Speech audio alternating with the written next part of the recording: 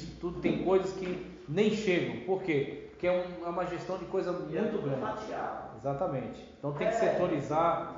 Então tudo isso aqui a gente resolveu através essa visão que tem que ter de conjunto, de que não pode uma cabeça só pensar em tudo e tomar decisões sozinhas, para que não seja feito excesso. Comprar somente necessário, não contrair dívidas ali no limite, não pedir dinheiro a agiota. Isso aqui não devia nem estar na lista, né? Dinheiro para agiota, não penhorar o patrimônio da igreja. Então essa situação que seria uma situação de descontrole total, você ter que penhorar bens para poder sanar dívidas. Aí é aquilo que Jesus aconselhou: ninguém constrói uma torre sem antes sentar e calcular se ele pode. Então você não pode agir baseado em emoção, tem que baseado na razão. Então as pessoas querem muitas das vezes, mas você tem que segurar, né, para você poder ter mais segurança. E quando você realizar uma obra, você tem como cumprir. Agora você tem que apertar os irmãos muitas das vezes, porque você deu um passo maior que a perna, aí não vai conseguir cobrir, aí pega e começa a pressionar os irmãos. Aí os irmãos vai lá e tira do orçamento para investir, só que aí vai fazer falta para eles. Isso gera um impacto extremamente negativo. As pessoas vão dizer: esse cara não sabe administrar. Pronto, o seu respeito foi por água abaixo, a sua moral foi por água abaixo, porque eles estão vendo, olha, o desespero dele é tão grande que ele tem que pressionar a gente para a gente tirar do nosso e ter que dar além para cobrir as besteiras que ele faz. Se você perder o que ele pediu, perdeu o preço. Exatamente. E aí, ele, no momento, ele vai pressionar, ele pode até conseguir, mas ele sabe que perdeu. Dali para frente não vão respeitar mais e o caminho dele não vai ser longo ali, vai ser curto. Poxa, Júnior, esse aqui não contrai dívida. Tá, ela parece difícil, mas não é, ela é simples. A entrada cobre? Não cobre. Se não cobre, então a gente vai ter que pensar, meu irmão, outra maneira. Mudar, sair. Exatamente. Ah, mas vai ser uma vergonha. Não, vergonha é você ficar devendo. Ou chegar o cara lacrar aí e falar: opa, reintegração de posse. Isso é vergonha. Então, você se locomover para outro lugar porque teve uma diminuição de entrada, isso tem que ser pensado racionalmente, não emocionalmente. Porque o cara começa a pensar pela emoção, fala: não, mas teve aquela honra, aquela glória quando a gente foi para esse lugar, tá, mas está mantendo? Está conseguindo manter? Não está, toda vez precisa de ajuda. Então, meu irmão, não é para você estar aí. Então é para você se locomover para um lugar que você possa cobrir as despesas, que você possa honrar, tá certo? E aí você está, por exemplo, num lugar desse que é muito caro, pensando para cá, pensando, né, você cai para isso aí, a sua gestão fica muito arriscada, porque aí você muitas das vezes, em vez de você pensar na sua finança pessoal dentro daquele limite, você começa a ter a ilusão de que seu limite expandiu, porque você coloca ali aquele dinheiro como empréstimo, pensando: no outro mês eu vou e cubro. Só que aí, ao longo do mês, você não controla tudo que vai acontecer. Ou o carro quebra, ou a família fica doente, ou aparece algum outro problema na casa. Aí lá vai, aquele dinheiro que você já estava pensando que ia existir para cobrir, já foi para outra coisa. Daí você não cobre, fica um buraco, e aí você tem que abrir o jogo. Olha, eu tomei emprestado e usei isso aqui. Olha a vergonha que você passou. Olha a situação que você ficou. As pessoas olham e falam: o dinheiro da igreja está usando para coisas pessoais. Então isso é fora de cogitação. Você não pode cair num negócio desse. Essa tentação, né? Não siga o exemplo de Judas. Quantos carros cabem aqui em cima no pátio? Aqui em cima cabe pouco, porque você tem que manobrar, você tem que deixar espaço para manobrar. Não tem um espaço livre para a pessoa entrar e sair. Só tem muita vaga se você colar. Aí você é o pastor. Essa questão de Judas é aquilo que é fácil entender. João disse o que Judas fazia. Judas metia a mão na bolsa. Aí o que acontece? Quando você começa a se deixar levar por isso, você fica que nem Judas. A mulher quebrou o vaso de alabastro, né? Ungiu os pés de Jesus, né, com aquele unguento, derramou no Senhor Jesus aquele unguento e enxugou, né, os pés dele. E aí, para aquela mulher, foi uma oferta que ela deu. Ela ofertou o melhor que ela tinha. Para Jesus, aquela oferta foi recebida. Jesus recebeu aquela oferta dela. Para Judas, aquilo foi um desperdício. Porque ele estava visando que se poderia vender e ter um lucro absurdo, que aquele perfume era caríssimo, né? Era a essência do perfume, era caríssimo. Então, o que ele começa a ver? Tudo aquilo que ele poderia ver como evangelismo, ou glória para Deus, crescimento do reino, ele só visa lucro. Ele só visa lucro. Ele cria uma mente completamente financista. Ele olha para as pessoas e começa a ver nelas oportunidades de ganho. Ele começa a olhar para a igreja e ver ela como um mecanismo de arrecadação de dinheiro. Então ele começou a ter um enfoque somente numérico, somente financista. Por quê? Porque ele começou a ter esse relacionamento promíscuo com o dinheiro. Então aquele dinheiro que era aplicado, que muitas pessoas auxiliaram no ministério de Cristo, inclusive muitas mulheres, elas doavam dinheiro para sustentar Jesus Cristo e os apóstolos nas caminhadas deles. Então os caras, eles estavam andando para cima e para baixo, não estavam trabalhando numa atividade lucrativa, eles estavam evangelizando. Chegavam num lugar, tinha que pagar a alfândega para passar a fronteira. Chegava em outro lugar, tinha que comprar comida, tinha que comprar água, tudo isso aí, meu irmão. Então, você despesa. Ele não sabia que Jesus tinha poder para isso, né? Exatamente. Aí Jesus estava como ser humano, ele não estava como mágico, ele veio como servo, como ser humano. Então tem que se virar aqui, ó, dentro desse esquema humano. Me dá exemplo ainda, né? E aí as pessoas investiam para sustentar o ministério deles. O que Jesus fazia? Ele começou a olhar para aquele dinheiro e ver como uma oportunidade pessoal, dele meter a mão ali e ter algum benefício particular. Então ele começou a olhar para tudo que acontecia em torno e ver oportunidades de ganho. E aí você tem muitos líderes que infelizmente começaram a ter contato, começaram a ter envolvimento com a parte financeira da igreja e começaram a ser seduzidos por isso. E começou a ver, tudo que ele vê é a oportunidade de tirar dinheiro da igreja e aplicar em alguma coisa que ele queria. Alguém substituiu Judas? Os apóstolos colocaram o Matias. O Matias? Matias. Colocaram ele como substituto de Judas. Logo depois eles tiraram sortes, depois que eles se reuniram no cenáculo, teve a descida do Espírito Santo, eles se reuniram e eles decidiram que iam colocar no lugar de Judas, eles iam escolher por sortes. Lançaram sortes, caiu sobre. Tinha um José e tinha esse Matias, aí caiu sobre Matias. Então eles colocaram Matias no lugar de Judas. E Matias também era tesoureiro. Não sei se ele era tesoureiro, eu já não sei qual era a situação depois disso. Ele era tesoureiro. Aí eu já não sei qual foi a situação depois. Eu sei que depois, aí eles criaram o diaconato, provavelmente ficou com o diaconato, essa função. Mas tem essa situação e tem a questão que fala agora aqui acerca do salário do pastor. Sobre isso, a única coisa que eu gostaria de dizer é o seguinte: é justo, é honesto, é um homem de Deus ser remunerado, uma vez que ele tem a sua vida completamente dedicada à obra de Deus. Eu acho justo, eu acho isso honesto. Eu acho honesto, inclusive, um pregador itinerante que é convidado por muitas igrejas, ser remunerado por essas igrejas. Eu não acho justo ele colocar um cachê muito alto, mas ele ter uma oferta que não só oferta para pagar a passagem. Ele veio, meu irmão, ele orou, ele estudou, ele está aí pregando, passa uma semana pregando às vezes ali. Você vai dar só a passagem? Não, ele poderia estar trabalhando, ele está aí disponível para a igreja. Você tem que dar uma oferta que cubra isso, tá certo? O tempo dele, que ele ficou dedicado ali.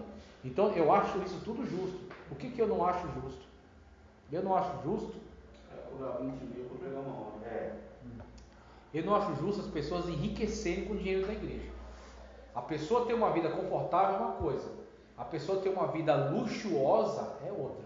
A pessoa ter um carro bom é uma coisa, um carro nacional bom, um carro que tem um desempenho legal, um carro confiável é uma coisa.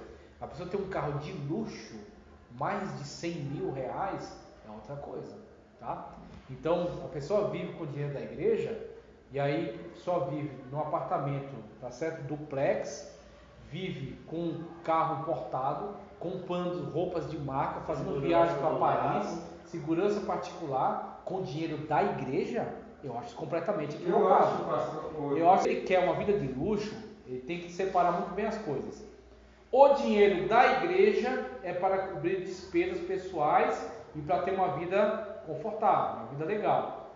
Agora, se ele quer ter uma vida de luxo, desempenhe uma função, um trabalho, crie uma empresa, crie uma livraria, vai trabalhar em algum lugar, vá se formar e trabalhar numa atividade que dê um retorno alto, tá? Para ele ter uma vida de luxo. Ele é o quê? Um médico? Um advogado? Ele é dono de uma empresa que deu certo? Tudo bem, é problema dele. Aí ele pode ter uma vida de luxo. Mas se ele vive do dinheiro da igreja, ele não deve ter uma vida de luxo. Isso aí vale para qualquer um. E se tiver, o cara está tendo uma vida de luxo com o dinheiro da igreja, ao meu ver, está errado. Você acha que 20 mil. Paga do seu bolso, então. Eu acho assim, sem sentido tirar da igreja. É uma coisa que saiu dos limites, né? Saiu dos limites. Não faz sentido nenhum, né? Pois é. Eu já vi pregações, cara, assim, tremendas de pessoas sendo analfabetas. Eu sei. Deus usa, né? Agora, tudo bem, o cara espontaneamente ele vem. Mas você sabe por que alguém paga 20 mil para uma pessoa pregar? Você sabe por quê, né? Não é pela mensagem. O pastor que está lá, às vezes, ele nem está, sabe? O cara está pregando, ele está olhando o celular. Ele não é pela mensagem, é pelo nome. Então a pessoa criou um status, ele tem uma rede social. Então quando você anuncia, você coloca um cartaz, fulano de tal vai pregar, aquela igreja vai ter uma vinda de pessoas que vão ofertar, e muitas daquelas pode ser que fique ainda. Então toda a questão eu estou pagando pelo nome daquela pessoa, né? A fama dela. Então é por isso que rola esses cachê de 20 mil, 30 mil, 50 mil, e o cara cobra, tem que pagar antecipado, porque senão ele não vai. E quer saber de uma, o que eles fazem muito? Eles marcam com vários, pro mesmo dia, várias igrejas, marcam com vários. Qual é que vai pagar mais? Pronto, é para onde ele vai. E as outras? Ele pega os caras que andam com ele e manda cada um para uma. Em cima da hora, o pastor marcou o evento, está lá todo mundo esperando. Em cima da hora chega um cara, não, eu sou o representante dele. O que o pastor vai fazer? Não, fazer o quê, né? Prega você mesmo. Então o cara treina direitinho aqueles caras para pregar que nem ele, tá? E aí quando chega na hora, ele vai para que paga mais e põe os caras dele para ir em cima da hora lá. Aí o pastor tem que ser muito macho para chegar na hora e falar, não, aqui você não prega. E outro, o dinheiro que eu cobrei ele vai ter que devolver ainda. Aí, né? Mas é muito difícil. Aí tem essas situações aí. Então, a questão de salário, eu entendo. Tem que ter salário, sim, tá? Tem que ser um bom salário, de modo que ele possa viver confortável. Não é viver na favela, não. Viver num lugar bom, ter um bom carro, tá? Mas isso não visa luxo. Vida de luxo, você vai ter com o seu dinheiro. Aí, com o seu dinheiro, você... Aí, irmão, claro, abre margem para várias discussões, mas aí não dá para a gente ir caso a caso, né?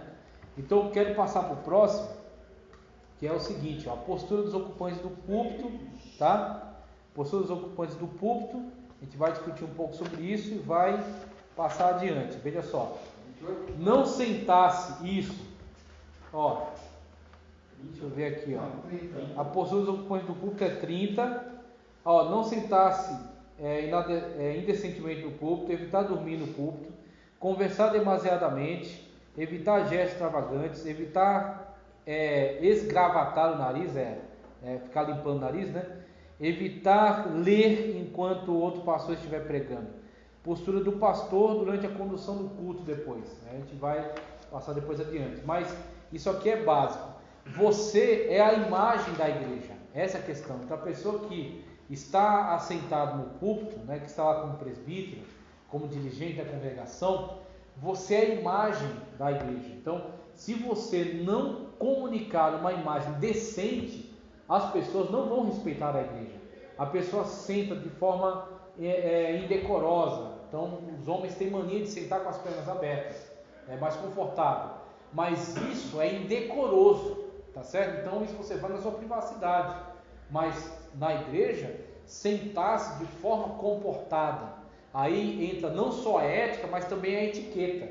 E eu cansei de ver pregadores por aí dizendo que não respeitam a etiqueta. Se ele não respeita a etiqueta, ele não respeita o ambiente no qual ele está. Porque todas as pessoas que estão no ambiente diante de uma autoridade respeitam a etiqueta. A etiqueta é o comportamento, tá? Vestes adequadas, comportamento adequado, higiene adequada, tá certo? Então, se você não tem respeito por isso, é porque você não tem respeito por Deus, porque Deus está presente na igreja e exige, como diz na palavra, guarda o teu pé quando entrares na casa do Senhor. Então, isso fala de comportamento.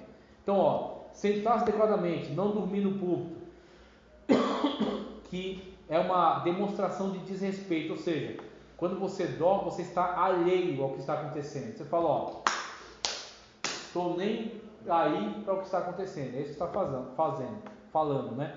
Não converse demasiadamente. Então, as pessoas às vezes têm breves comentários a fazer, mas quando começa comentário junto com risada, junto com olhares, junto com muita sequência de comentários, o que a igreja está vendo com isso? Eu estou cultuando, mas o culto que eu estou cultuando, ele não está dando a menor bola, ele está dando a mínima. Enquanto eu estou cultuando a Deus, ele está tratando de outras coisas, ele está alheio ao que está acontecendo. Então, isso comunica para a igreja uma imagem de desrespeito.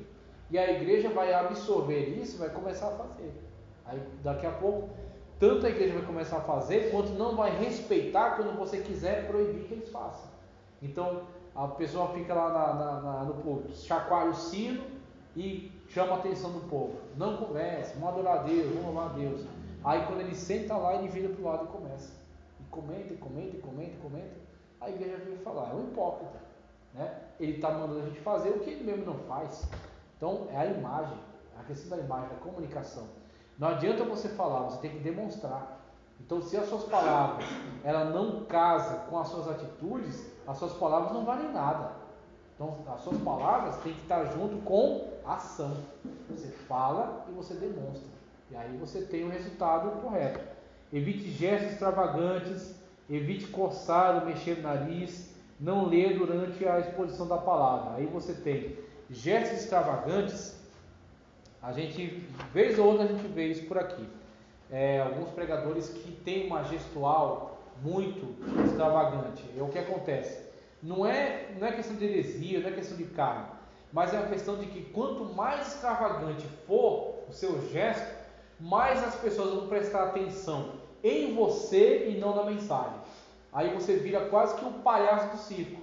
Por quê? As pessoas só querem ver aquilo que você está gesticulando. Então o cara pula, roda, se mexe, desce, sobe, vai, vem. Ele virou um showman, ele virou um espetáculo. As pessoas nem estão atentas a entender qual é a mensagem pregada. Elas querem ver o que ele vai fazer. Como é que ele pula, como é que ele roda, como é que ele faz, como é que ele pinta, como é que ele bota. O movimento. Então vira um espetáculo. Não é mais uma pregação, não é mais um culto, é um show, é um espetáculo. Por quê? Extravagância, excesso. Então a pessoa levantar a mão, dar uma glória a Deus, a pessoa se mexer um pouco, andar um pouco no púlpito, não é problema. Mas tem gente que passou muito disso, passou muito. Só falta ele dar uma pirueta, só falta ele sair voando dali, de tanta coisa que ele faz. E aí as pessoas, muitas das vezes, elas até se interessam e ficam presas vendo aquele espetáculo, mas no final você procura saber o que foi pregado, ela nem lembra.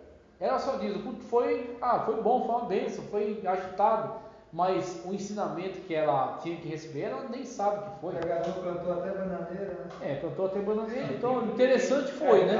Tem uma demonstração que faz muita gracinha no público. Faz muita graça. Eu particularmente, público não é lugar de brincadeira, né? Não é lugar para piada. Respeito, de graça na hora. Então você faz às vezes no meio da pregação, às vezes tem um contexto para você colocar alguma coisa para descontrair, mas tem que ser um detalhe. Tem que ser um detalhe na mensagem. E se aquilo começa a tirar a atenção da mensagem, aí virou um stand-up, meu irmão, virou palhaçada. Né? Então eu já vi pregador usar linguagem chula para falar sobre relacionamento sexual de uma forma grotesca. E assim, as pessoas, elas dão risada na hora, mas elas sabem que aquele lugar não tem mais aquela reverência. Virou assim, elas ficam esperando ver qual é o próximo gracejo que a pessoa diz. não tem mais uma reverência de adoração, mas tem uma coisa interessante, porque o cara é muito engraçado, tá certo? E aí virou stand-up. Aí, postura do pastor durante a condução do culto, aí a liturgia, né? Horário do culto, começa aí, ó. Horário do culto, tá? Postura dos ocupantes do culto, eu já vi, ó. Aí vai, 32, horário do culto, traje e aparência pessoal, tá?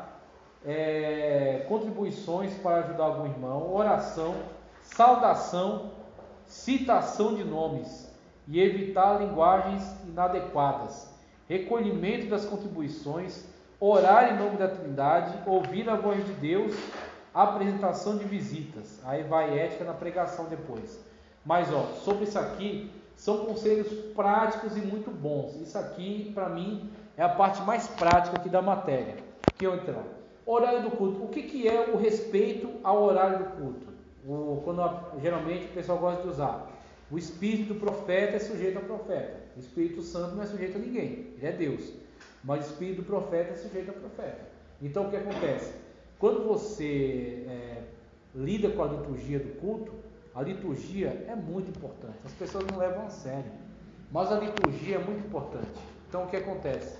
Você tem que ter tempo para tudo. Qual o tempo do culto? 2 horas de culto, né? Então, dentro dessas 2 horas tem que caber tudo, meu irmão. Tem que caber a oração pública, né? Oração congregacional, todos orando. Tem que caber os louvores, né? Os hinos da harpa. Depois, louvores dos grupos. Depois, cânticos, né? Louvores individuais, né? Orações que se fazem ao longo da liturgia. Leituras, tá? Saudação, que é uma mensagem curta. Depois, ministração, pregação da palavra e avisos. Você tem que equilibrar isso para caber dentro. Por quê? Porque quando você respeita um horário de término do culto, você está respeitando o contrato que você firmou com aquelas pessoas. Qual é o contrato? É um contrato implícito. Não é que a gente assinou um contrato de papel, mas a gente tem um contrato entre nós. Qual é o contrato? Eu tenho o compromisso de estar presente ao culto. Então o culto tem hora para começar. Então eu tenho que estar presente ao culto. E do jeito que eu cumpro o meu contrato de estar presente ao horário do culto, eu também quero que seja cumprido o contrato do término do culto. E o que eu vou fazer depois do término é problema meu. Talvez eu vá visitar um parente no hospital. Talvez eu tenha um caminho longo para casa, né? Talvez eu não tenha carro, eu tenho que pegar ônibus. E o ônibus demora mais domingo. E às vezes é uma senhora, vai chegar num lugar, quando ela descer lá, vai estar tarde da noite, ela vai descer sozinha. Então, isso é um contrato. Quando você começa a descobrir o contrato, você está dizendo o seguinte: eu exijo de você que você cumpra a sua parte ainda na hora, mas eu não cumpro a minha de terminar também na hora certa. Então começa a essa relação desigual, essa relação irresponsável, hipócrita. Como é que uma pessoa tem a coragem de cobrar que o outro chegue na hora, se ele não tem a responsabilidade de terminar na hora, tá certo? Então quando você começa com essa situação, você começa a quebrar esse compromisso, você começa a destruir esse compromisso, e as pessoas começam a ver, olha, isso aqui não tem ordem, isso aqui é casa da mãe Joana, porque não tem hora de acabar, não tem. As pessoas querem ir para a sua casa com a conclusão do culto. Terminou o culto, ouviu a mensagem, recebeu a bênção apostólica e foi para casa. Elas não querem sair no meio do culto, isso é desrespeitoso. E às vezes a pessoa que fica passando do horário acaba forçando as pessoas a serem desrespeitosas com o culto. Porque, exatamente, começa a passar, aí a mulher, por exemplo, a mulher se converteu e o marido é ímpio. Aí o marido pergunta: que horas acaba lá o culto lá dos crentes que você vai? Né? A mulher fala: acaba 9. Aí o cara fala, conta no relógio, 8h50 ele já está atento. Se fosse o meio. Exatamente. Aí muitas das vezes o que ele faz? Para a mulher não voltar sozinha para casa, ele vem buscar.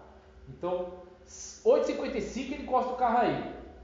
Por quê? 9 horas ela tem que sair e ir embora. Aí começa 9h10, 9h20, e o cara vai ficando possesso lá dentro. Aí ela fica naquele conflito. Eu saio no meio do culto, tá certo? Ou eu termino o culto? E aí, muitas vezes ela arrisca terminar o culto, quando chegar em casa, às vezes até apanhar. Isso é uma situação aceitável? Não é. Então, não adianta você olhar só para os crentes que estão ali, a família toda crente, que vai sair dali comer uma pizza, e às vezes vai até junto com você. Essa não é a igreja inteira, essa é uma parte da igreja. Tem outra parte da igreja de senhoras viúvas que vão sozinhas para casa, de pessoa que vai pegar ônibus, de pessoa que tem um marido descrente, que se ficar demorando vai ter problema em casa. E aí, como é que você vai tratar as pessoas? Você vai terminar na hora ou não vai? Então, você tem que ser responsável por você terminar na hora e você tem que ter autoridade para impor isso para o pregador. Então, você tem que entregar a mensagem num tempo adequado, de 40 a 1 hora, né, para ele poder trazer uma mensagem num tempo adequado, e você tem que exigir que ele termine a mensagem. Aí, se não, está tendo um mover do Espírito, então tudo bem, pega o microfone, irmãos, vamos fazer a oração, vou dar a bênção apostólica, o culto terminou. A gente vai continuar aqui, quem quiser continuar, a gente vai continuar junto aqui. Então, está tendo um mover do Espírito, estão alegres e tal, mas isso aqui já é extra culto. Isso aqui é para quem quiser ficar. Os outros, dá a bênção apostólica que eles pedem, para que as pessoas possam ter a parte delas do contrato. Não é só elas que cumprem, você tem que cumprir a sua parte, você tem essa responsabilidade. Então, entra o horário do culto, traje a aparência pessoal, porque a sua imagem é uma pregação, tá certo? A forma como você se veste, a forma como você fala, é boa parte do seu ensinamento. Contribuições dos necessitados, ele aconselha aqui você não envergonhar as pessoas na hora que você vai dar uma contribuição para uma ajuda, que ele fala, olha, você vai contribuir para ajudar uma pessoa financeiramente, não tem porque você está expondo a pessoa para a igreja. Então você comunica, tem famílias aqui que precisam de uma ajuda, então você vai comunicar a igreja da necessidade, a igreja vai entregar, tá certo? Essa contribuição, e você vai e comunica para a pessoa necessitada. Então é esse o cuidado que ele aconselhou. Oração pública, existe uma diferença entre a oração privada ou particular e a oração pública. Na oração particular você ora pelo que você necessita. Então você está orando para comprar um carro, está orando por uma enfermidade, para você ser curado, está orando porque você quer passar no concurso, aí são as suas demandas. Numa oração pública, você tem uma condução daquela oração. Então existe aquele que ora, que conduz a oração, por isso que ele entrega o microfone para ele, e tem outras pessoas que concordam com aquela oração. A oração das pessoas que estão acompanhando é concordante, e a oração daquela pessoa que está à frente dirigindo é a pessoa que vai conduzir a oração para o objetivo correto. Então, pelo que estamos orando? Início do culto. Então, agradecer a Deus por as pessoas estarem ali, pedir ao Senhor que esteja presente, que opere milagres, que traga a revelação da palavra, que traga curas durante esse culto. Então você está pedindo a Deus para que Ele receba o seu culto e para que Ele também interaja no culto. Então você está voltando aquela oração para esse propósito. Aí, durante o culto, vai ter uma outra oração. Pelo quê? Vamos orar pelos enfermos. Aí às vezes traz até lista. Então você vai conduzir a igreja numa intercessão. Senhor, vamos interceder por pessoa que está doente, enferma, tais pessoas e os demais também que estão necessitando. Pronto, você está orando, você está conduzindo e os outros estão concordando com você naquela oração, tá?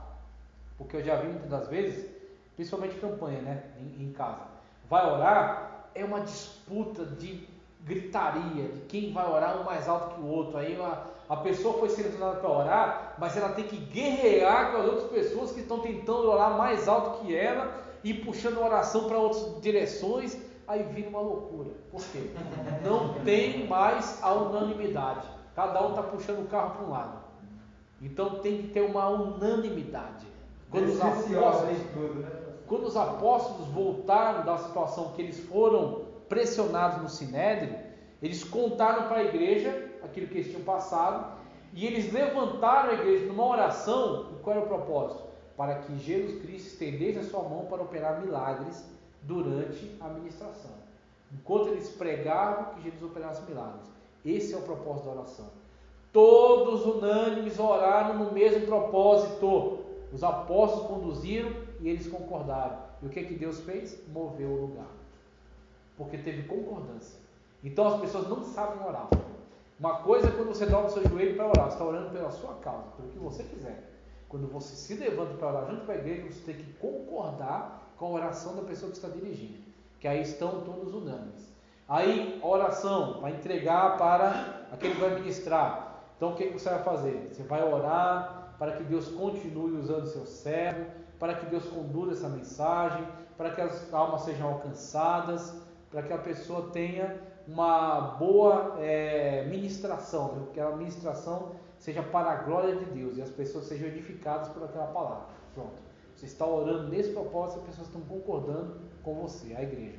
Aí vai orar para encerrar, vai agradecer a Deus por tudo aquilo que pode ser entregue de louvores, de adoração, de sacrifícios, né, que foram entregues, as contribuições, e clamando a Deus para que as pessoas possam chegar bem nas suas casas, né, e entregar isso, né, a Deus de forma conjunta e unânime.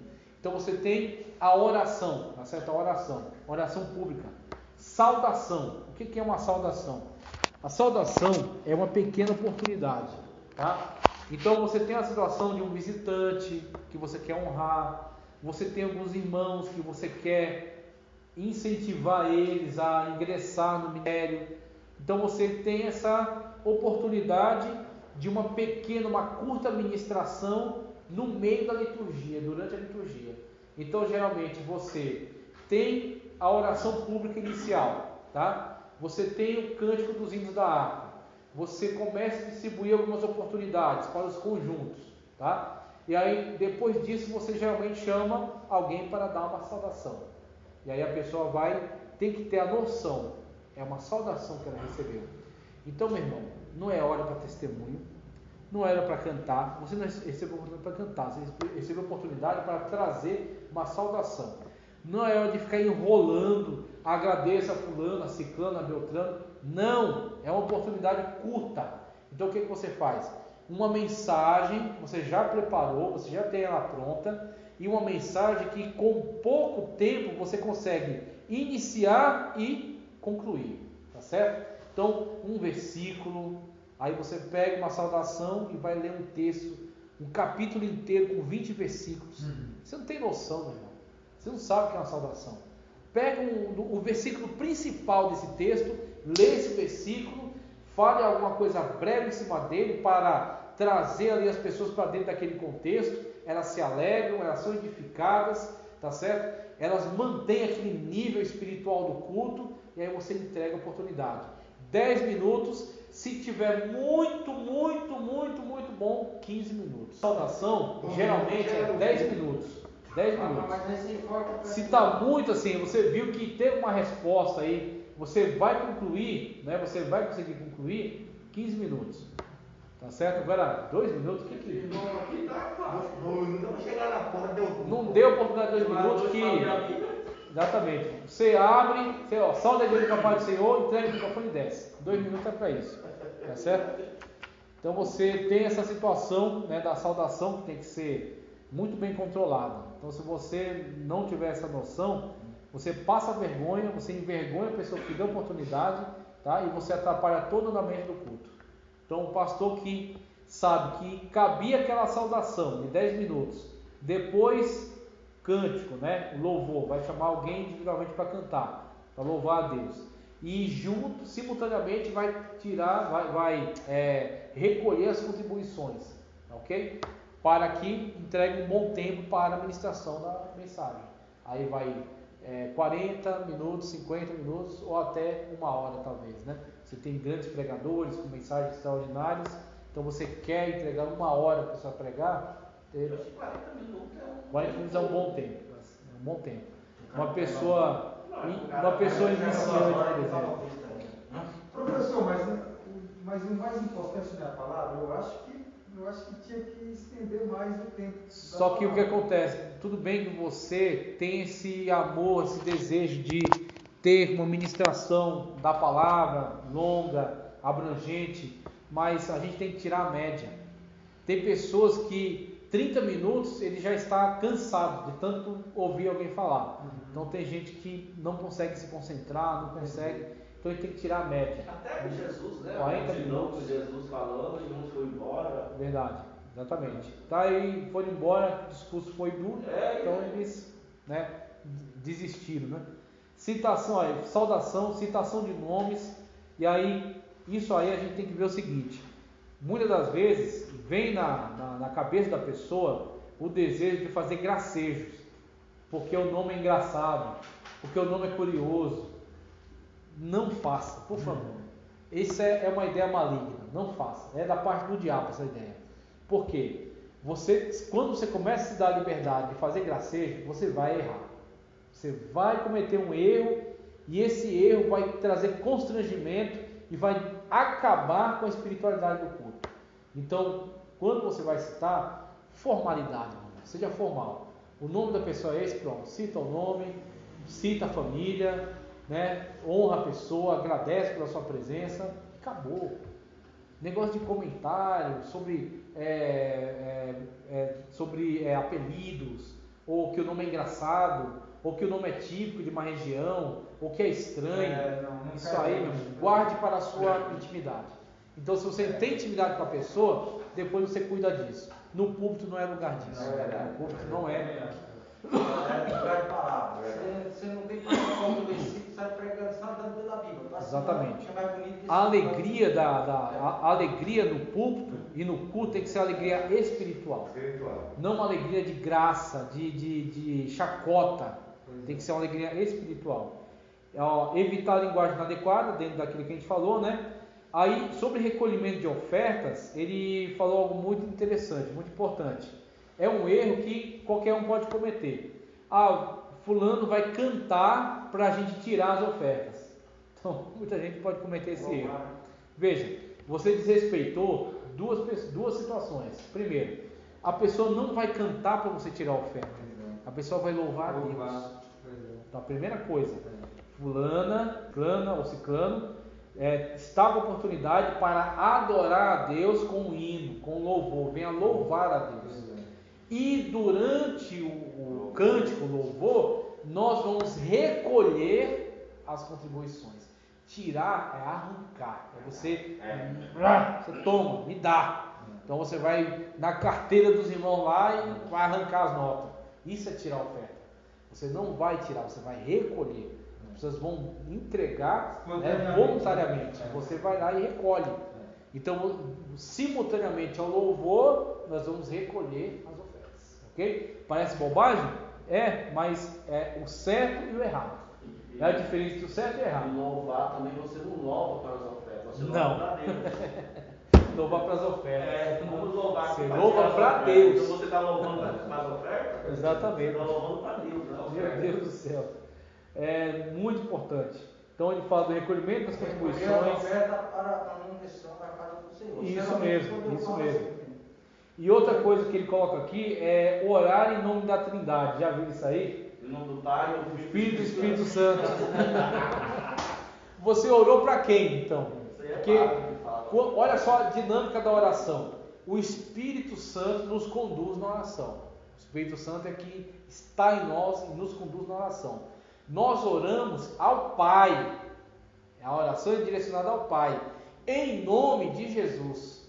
Por quê? Por nós mesmos, pecadores que somos, o Pai não tem nenhum compromisso de nos ouvir, porque nós somos pecadores. Mas porque nós fomos salvos na pessoa bendita de Cristo, Cristo é o nosso mediador, está certo, entre nós e Deus. No sangue de Cristo nós somos purificados. Então Jesus falou: o que pedirdes ao Pai em meu nome, Ele o fará, está certo? Essa é a dinâmica.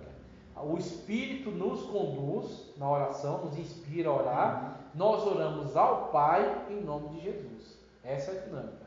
Nós pedimos, Senhor, ao Pai, tá certo?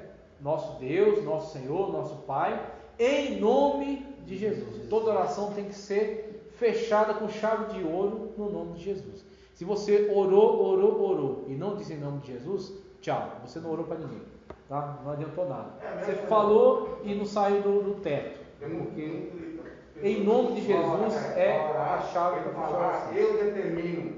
Eu o quê? Você é quem para determinar o quê? Então, já começa por aí, né? A apresentação de visitas a gente já falou, tranquilo. Ó, deixa eu ver aqui. Vamos lá. Aqui eu vou encerrar nessa aqui, ó. A ética na pregação. A ética na pregação tá aqui, ó, 37. Aí vai, escorar no púlpito, bater no púlpito, sujar o microfone com saliva, falar gírias, né? Contar piadas, brincadeiras extravagantes, não falar do que é seu, mas do que é de Deus, evitar entregar mensagem unidirecionada, pontualidade, evite falar demais, momento do convite a 41, pronto, a gente encerra nessa aqui. Questão de higiene é tranquilo, isso aqui é óbvio, tá? Então a gente já fecha nessa aqui. Olha, então todos esses comportamentos aqui, ó, escorar no púlpito. Então, se você está cansado, vá dormir. Não é lugar de você se escorar ali. Bater. Todo mundo conhece um vídeo aí que numa ceia, né? O cara se empolgou e deu um tapa no púlpito e desmontou. Não sei se púlpito é aquele. É um negócio tudo encaixado. Deu um tapa, derrubou tudo. Mais ou menos essa aqui, né? A bandeja da ceia foi tudo pro chão, pois é. Mas parecia um negócio que eles meio que montaram ali na hora de encaixar, pois é. Ele deu um karatê ali e o negócio desmontou tudo. Então, tem muita gente que olha o púlpito a maneira como você lida com isso pode ofender até algumas pessoas, né? Sujar o microfone, aí vai a questão de você se tocar, né? Então, exatamente, tem a ênfase que você está falando, mas aí o que você cuida? De ter um lenço. isso, não. Ou você cuida de pegar um guardanapo, você higienizar. Então você usou, limpe. Um aviso que eu vi uma vez: sujou, limpe, abriu, feche, né? Acendeu, apague. Então uma vez a pessoa colocou esse aviso lá no comércio, eu achei muito inteligente. Pode falar, rapidinho aí que está acabando. O público se administra normal. Isso aí é a maneira como você vê, né? A maneira como você observa. Mas assim, eu acho que tem que se manter sempre o respeito. Sempre o respeito, porque é um ambiente de adoração. Então, tudo que você vai carregando muito, então você tira meio que a seriedade daquilo, né, que você está fazendo. Então tem que tomar cuidado com isso. Usar gírias, contar piadas, a gente já discutiu sobre isso. Brincadeiras extravagantes, que ele primeiro lidou com o pastor, agora está lidando com o pregador. Então, ó, brincadeiras extravagantes, não falar do que é seu, mas do que é de Deus. Pronto. Isso aqui é o que fecha tudo. Em vez de você ficar com gírias, ou falando piadas, ou puxando para assuntos cabulosos, vamos colocar assim, você tem que se preocupar em priorizar a palavra de Deus. Você tem que priorizar, que tem pessoas que têm testemunhos terríveis do que ele fez ao longo da vida de pecado. Em vez de se preocupar em pregar, não, ele vai se preocupar em contar detalhe do que ele fez ao longo da vida de pecado. Da onde ele veio, matava, atirava, e fazia atrocidades, e o povo fica com o olhão desse tamanho. Exatamente. E hoje eu estou aqui pregando, mas eu já fui ladrão. Pois é. Aí o que acontece? Você trouxe a atenção toda para você. Então você virou a estrela do show, né? Então as pessoas estão ali curiosas em saber mais o que você fez mais, conta mais, conta mais. Em vez delas estarem atentas à palavra de Deus, ao ensinamento, elas estão atentas aos fatos curiosos que você conta, aos causos, né? Então é isso que a gente tem que tomar cuidado. A prioridade é Deus, a prioridade é a palavra.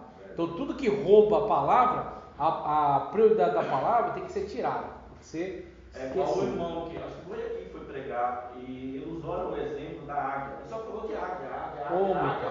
Esqueceu a palavra. Isso, eu sei. Só falou da águia. Exatamente. Falava, detalhes da águia e não sei o que. Pulava, raspava o bico, isso. tocava pena, isso, e não sei o que, visão, não, e ele falava assim. Não vai mais alta. Ele pegava só citou versos de Salomão. Sim, mais solto, né? Uma hora só de versos de Salomão, sabe? Meu Deus. Aí no final o problema é, o que eu faço com isso? Porque fica um monte de coisa solta que não cria um ensinamento. Que o que importa é, você tem que ensinar alguma coisa. E aí no final você não consegue tirar dali um ensinamento para as pessoas. Tinha mesmo a pequena mensagem, a oportunidade ali de 5 minutos. Sim. Eu acho que às vezes eu penso em trazer um ensino, uma reflexão daquilo que você pregou. Pois é. Porque tem gente que prega 1 hora, 2 horas, 40 minutos e ele deixa sem terminar. Entendeu? No final ele tem que separar para arrematar a mensagem. Para muitas vezes relembrar algumas coisas e deixar muito claro qual é a postura que a palavra de Deus cobra. Toda mensagem tem que requerer uma postura. Então, se ele termina a mensagem e não tem um arremate, ficou solto, ficou perdido. Falou, ninguém sabe o que tem que fazer com aquilo que ele... Pois é, pontualidade é respeito. Então, você ser pontual é você respeitar a pessoa que te confiou aquela oportunidade. Eu vi de falar demais, inclusive o pastor Paulo dos Santos falava que a pessoa às vezes é tão prolixo, que o que ele fala vai pro lixo. E prolixo prolixo, L-I-X-O. Então ele falou, a pessoa é tão prolixo, falou tanto, que você se atropela de tanto falar, a pessoa chega a um ponto que cansa e não está mais te ouvindo. Ele está ali, mas não está mais te ouvindo. Então, se perdeu tudo que você disse. O momento do convite tem que ser essencial. Então, terminou a mensagem, agora você vai para o apelo. E o apelo, ele é a oportunidade que a pessoa tem de responder à pregação do Evangelho. Então, você sabe que você tem que economizar na palavra. Deixar o tempo do arremate da mensagem e, após a mensagem, o convite. Tudo isso tem que caber na liturgia. Tudo isso tem que caber no tempo. Então, você tem que administrar. Higiene, que ele falou aqui, higiene bucal, banho e higiene da ceia. Isso é básico, né? É a questão, você está indo para um lugar de respeito, um lugar onde você vai adorar a Deus, onde você vai ministrar diante de Deus. Então você tem que estar da melhor maneira, né? No sentido da sua higiene bucal, não matar os irmãos, né, com um bafo, e higiene corporal, no sentido de asseio, tanto banho quanto roupa, né? O melhor para Deus. E a questão de higiene na ceia, você vai manipular algo que as pessoas vão comer. As pessoas têm que ver o respeito que você tem por aquilo. Lavou a mão corretamente, secou, manipulou ali o pão, né, para cortar, o vinho tampado, bonitinho, para quê? Para que as pessoas saibam que você respeita o que você está fazendo, ok? Então, a cidade, a gente não pode exagerar muito nisso, viu? Porque a questão, por exemplo, o púlpito é mais sagrado que o resto da igreja. Não é. A gente às vezes quer dar essa ideia, mas pela Bíblia ele não é mais... Não é. O púlpito é só um palanque onde a pessoa vai ministrar a palavra. Tá? No altar que Deus fala para quem está lá embaixo. Então, um altar, sabe o que era feito? O altar no Antigo Testamento é um lugar de sacrificar animais.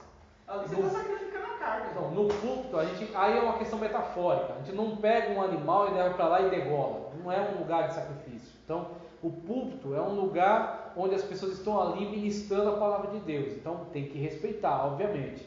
Mas não tem uma noção de que o púlpito é mais sagrado que a nave. Não é. O que é sagrado são as pessoas.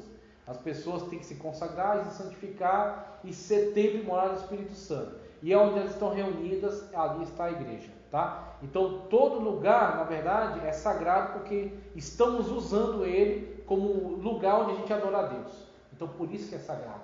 Uma vez que a igreja se mudou dali vira bingo, vira banco, vira o que for. Mas quando a igreja está lá, você vê, por exemplo, você sobe lá no pulso, você treme. Eu sei. É por Lá causa embaixo do compromisso. lá embaixo você anda. Eu sei como é. Treme. É porque no púlpito você tem um compromisso de O peso é ministrar. maior. Eu sei, você tem um compromisso de ministrar pessoas. Então ali você sente o peso da responsabilidade. Se torna um lugar mais... Eu sei, mas é espiritual, a sensação que a gente tem dele, né? Isso aí é normal. Você não treme, não. Eu encerrei aqui. É só de falar que a comunidade fica na foto tremer. É óbvio, né? É óbvio, estava muito boa no começo. Mas a rotina do pastor, eu vou pegar, né, na próxima aula, dessa aqui, página 44. O próximo capítulo é aconselhamento pastoral. Aí a gente vê, eu acredito que isso aqui não tem, eu já dei na verdade essa aula, eu vou só relembrar, tá? Aí a gente caminha aí na próxima aula para ver se a gente conclui. Mas também assim, a gente vai tentar concluir na próxima. Se não conseguir concluir, a gente sabe que fica mais uma aula, tá certo? Mas eu acredito que na próxima a gente já consegue concluir. Mas a discussão do início está muito boa para eu cortar, né? Então a gente tem que dar oportunidade a isso aí. Ainda mais que é uma coisa